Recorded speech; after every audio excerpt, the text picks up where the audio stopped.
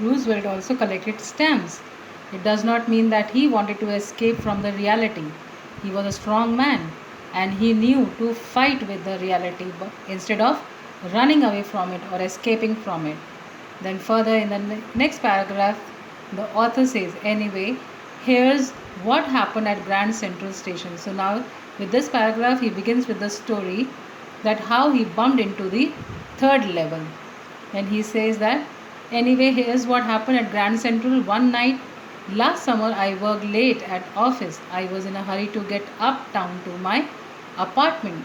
So I decided to take the subway from Grand Central because it's faster than the bus. So now he's clarifying, now he's beginning that he one night last summer he just worked till late in the office, and then he left from the office and he was in a hurry to move to his home or to reach his home, which was on at the uptown. So he decided to take the subway or the local train instead of taking the bus, as he thought that the train would take him quickly to his home than the bus. And in the next paragraph he says, now I don't know why this should have happened to me. I'm just an ordinary guy named Charlie, 31 years old, and I was wearing a tan gabardine suit and a straw hat with a fancy band. I passed a dozen men who looked just like me, and I wasn't trying to escape from anything. I just wanted to get home to Louisa, my wife.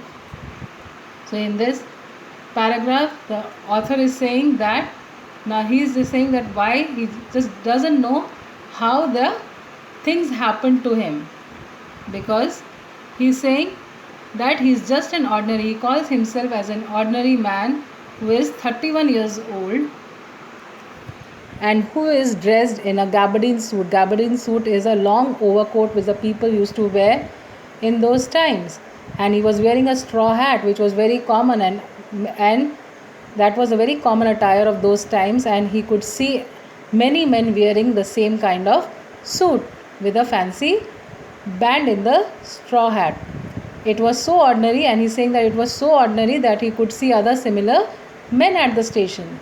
He explains how he was in his normal state of mind, not wanting to escape from anywhere, and he was not having any such kind of thoughts, or he was seeing any dream with the open eyes. All he wanted was to be with his wife Louisa at that hour. He was just thinking of reaching home quickly to his wife Louisa, and then he says that he doesn't know why this happened to him, why the incident occurred to him.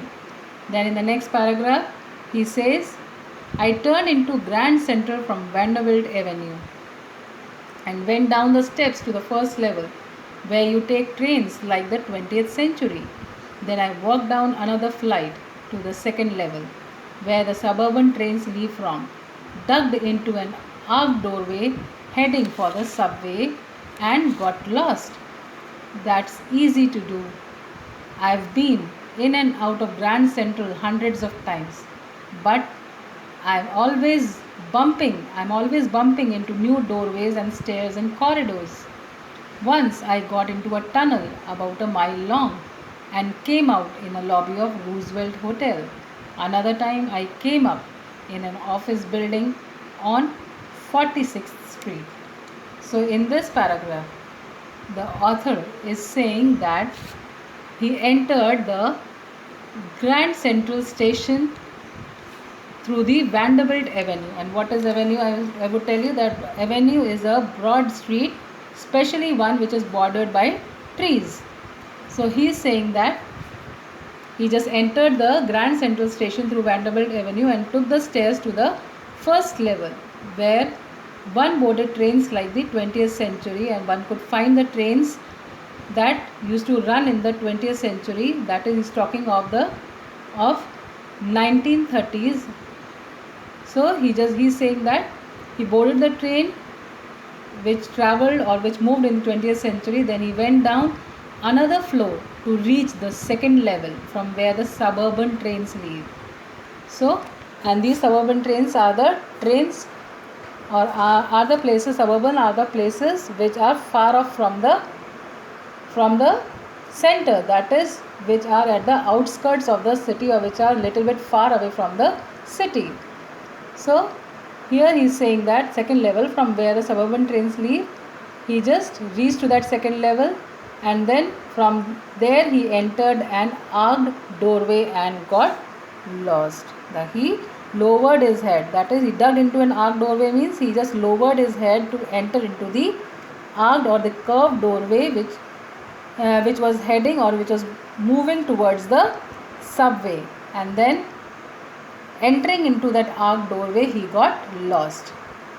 And he's saying further, he's saying it was unusual, nothing unusual for him, it was nothing new to him, because even if he had come to that station 1,000 of times, there were occasions he bumped into new corridors and doorways.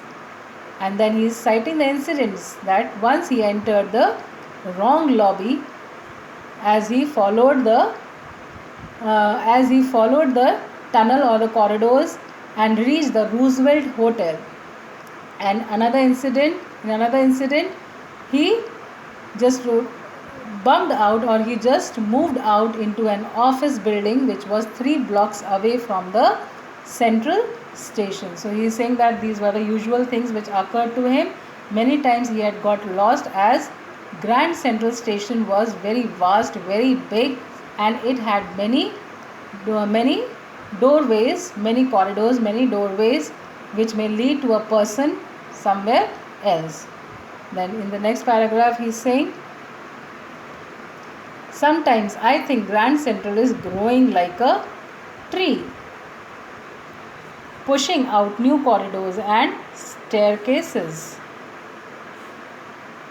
Like roots, there is probably a long tunnel that nobody knows about, feeling its way under the city right now, on its way to Times Square, and maybe another to Central Park. And maybe because for so many people through the years, Grand Central has been an exit, a way of escape, maybe that is how the tunnel I got into, but I never told my psychiatrist. So in this paragraph he is saying that Charlie is saying that he wondered that Grand Central was expanding at a very fast rate because it is very big, and he feels that every time there are new corridors which are built into it, and he just compares it with a tree which is growing very quickly with its roots, and he is saying that it is no big deal that even it has a secret tunnel under the city to the Times Square. Means it might be having, it is not big deal that it might be having a secret tunnel which may lead to the Times Square, or maybe a Central Park which is very far from the Grand Central Station. And he feels it might be because Grand Central is a place of exit of innumerable people, that many people crosses through that Grand Central Station. So it is possible that it may lead to a tunnel which may just bump into or open into the Times Square or the Central Park. And he also managed to escape reality because of the same reason, although he never shared this incident with or this thing with his psychiatrist. This thinking of his that the Grand Central Station is having a tunnel which may lead to the Times Square or the Central Park. So this thing he never revealed to his psychiatrist friend. Then further, in the next paragraph he says, the corridors I was in began angling left and slanting downward, and I thought that was wrong. But I kept on walking. All I could hear was the empty sound of my own footsteps, and I didn't pass a soul. So he's saying that now he followed that corridor which turned left, and it slanted downward, meant there was a slope which went downwards, and he thought that was wrong. Though he thought that he had taken a wrong way, but he kept on walking on that path. And he is saying that all he could hear was the empty sound of his own footsteps. That is, he was all alone walking in that corridor, and he could not hear anyone else's sound, and he didn't see any person, any soul. He didn't pass a soul means he didn't cross through any human being, any human soul also. Then he says, then I heard that sort of hollow roar ahead, that means open space and people talking. The tunnel turned sharp left. I went down a short flight of stairs and came out on the third level at Grand Central Station. So now he's saying that how he moved into the Grand Central Station, the tunnel sharp left. Then suddenly what happened?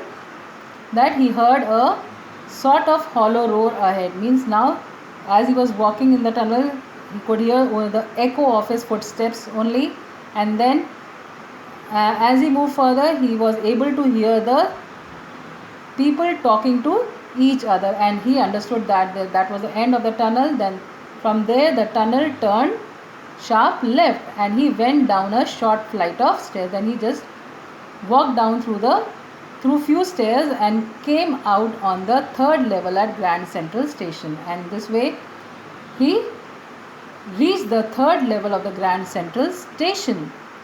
Then further he says, for just a moment I thought I was back on the second level, but I saw the room was smaller. There were fewer ticket windows and train gates, and the information booth in the center was wood and old looking, and the man in the booth wore a green eye shade.